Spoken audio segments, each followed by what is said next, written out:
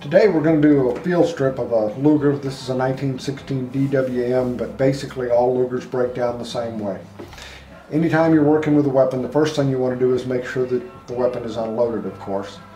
The Luger is unique in the fact that the extractor that you see sitting on the very top, if there is a round in the chamber, the extractor will be slightly elevated at the front and it will expose the word Geladen, G-E-L-A-D-E-N, down the left-hand side, meaning loaded.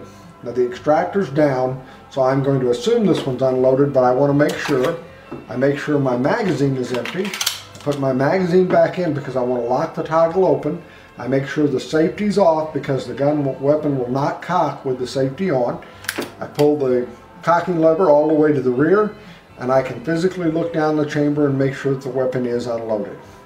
Now with the toggle locked at the rear, I can go ahead and remove the magazine.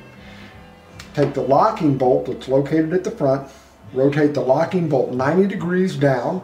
That's going to expose the front area of the trigger plate. With the front area of the trigger plate exposed, I simply lift the trigger plate from the front up and out and set it to the side.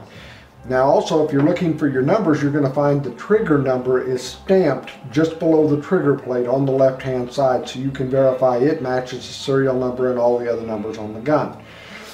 With the lever cocked, magazine out, now I can release the cocking lever, slowly lower it down, and slide the receiver straight off the top.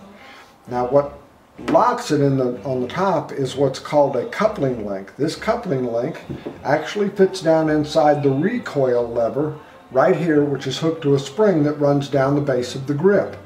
That's what basically operates the gun when it recoils and then reloads.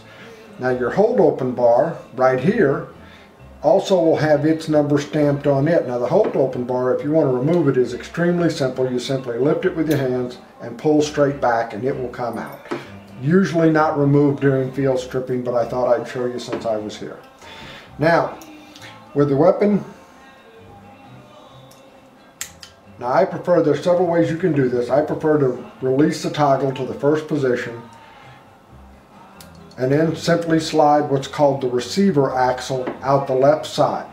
With the receiver axle out, you lift the back of the toggle and slide the entire bolt assembly out of the upper receiver.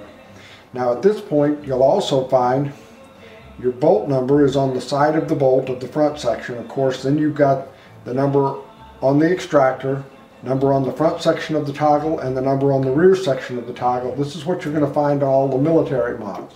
Now if you want to take it one step further, you can take the firing pin out, simply push down on the firing pin, rotate 90 degrees, and the firing pin and springs will come out.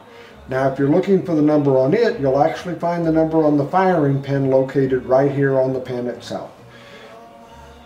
And that's that simple to field strip your Luger.